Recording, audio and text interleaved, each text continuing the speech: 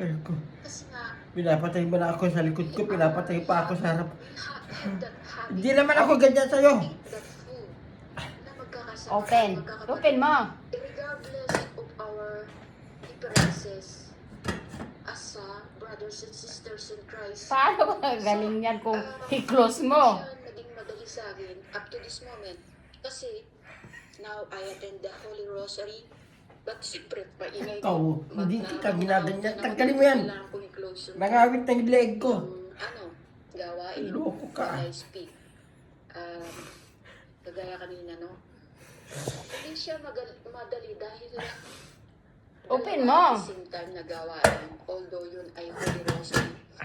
Pero there's always a missing sa buhay kapag wala ang isa sa gawain ito.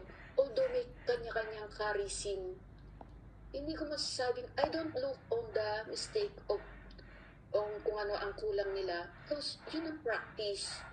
But I always ask that kahit dito, in my prayer intention, masana sa ating pagsasalta, we are not perfect, pero makita sa atin ang pagdating ng Pwede Diyos. na.